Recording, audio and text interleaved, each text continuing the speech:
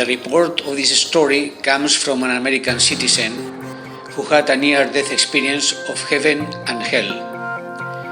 As a young man, he stood out with great intelligence and was an active member of the local church. He was in charge of the worship service, but he was leading a secret life. In the church, he was considered as a committed member, but his private life was sailing in the stormy waters of sin. He was addicted to pornography and occasionally hired prostitutes to satisfy his fantasies.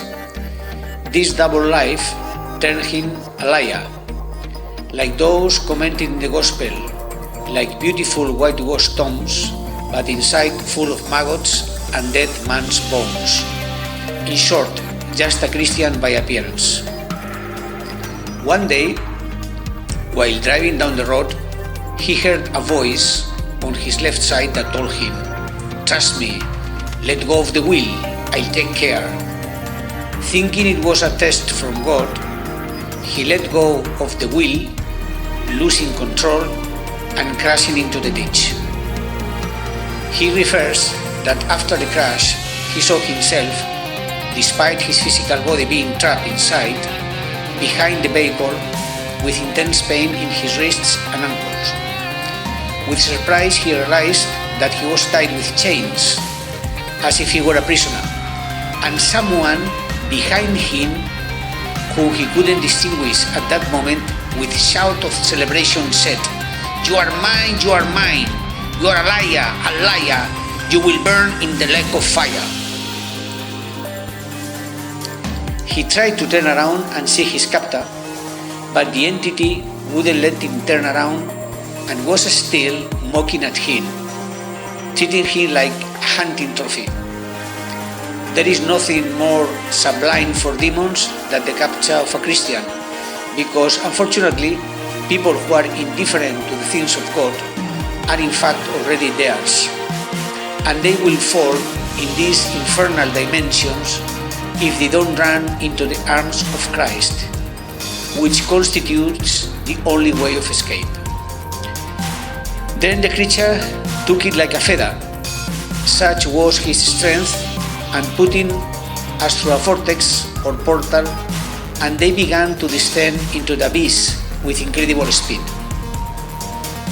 As they descended, he began to perceive that the temperature increased apart from a toxic stench. With an absolute anguish and being a believer in God, he implored the help of Jesus, because he knew that he was going down to hell. The response was almost instantaneous, and as they continued descending into the pit, before him, and clearly the following 3 verses appeared as on a panel. The wages of sin is death. Don't be deceived. God cannot be mocked. Whatever you sow, you will reap. You cannot serve 2 masters at the same time, or you serve God or the devil. And with these terrible warnings, they reached the bottom of the well, and before them an immense cavern was opened where resound the shocking cries of the souls in torment.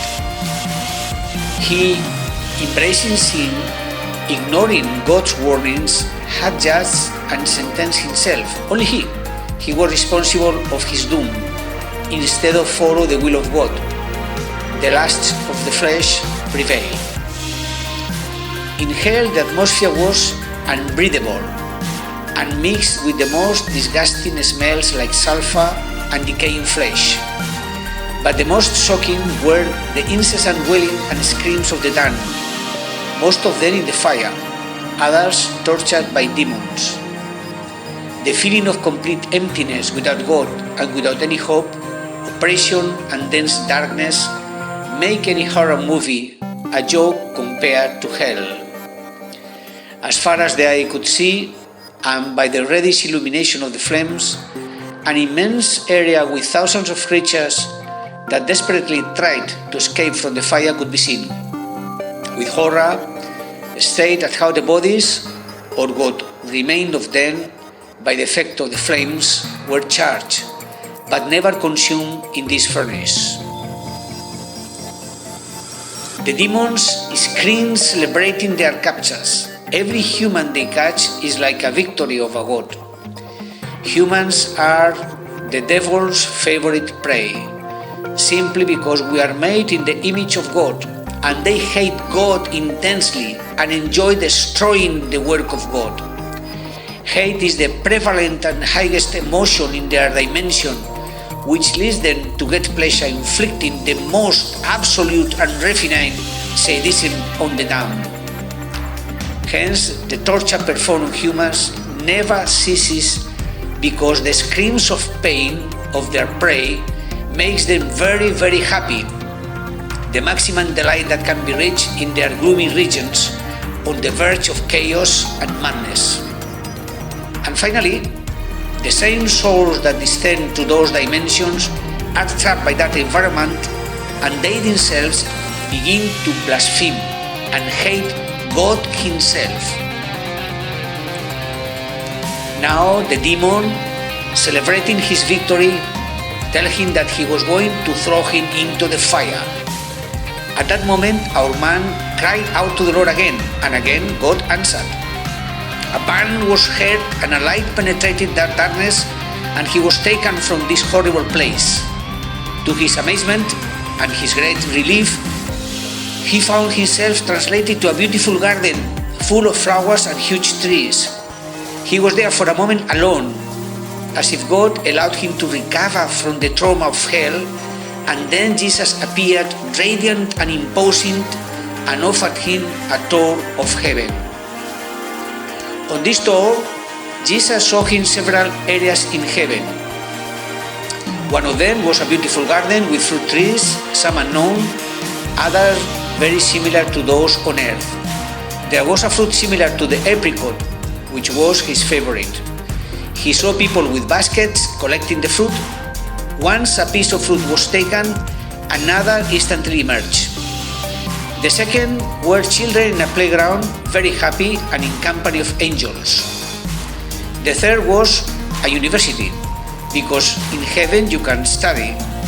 The protagonists have a great love for mathematics, and there it could grow in that knowledge almost in a perpetual way. The science of heaven has no limits. Another area was like a huge meeting place where debates were held. Another passion of the protagonist. He was able to briefly see the testimony of a lecturer, a recently deceased redeemed, recounting his experience of salvation.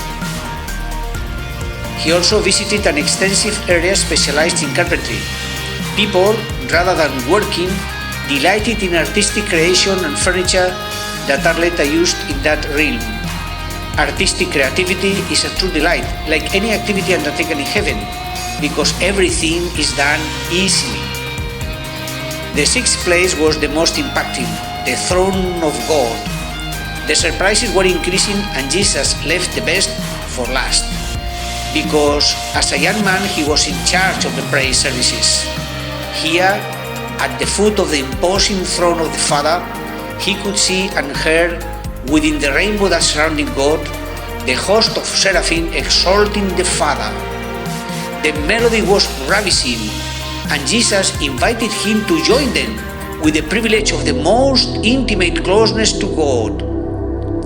He willingly joined them and was able to participate in the scenes in a harmonious way. The seraphim moved in circles, dancing and singing, with music unparalleled here on earth. This was the most profound impression for him, as he practically melted in love and joy, giving the level of intimacy with the Father. Jesus brought him out of his ecstasy, because if he had stayed longer, he would never have wanted to return to earth.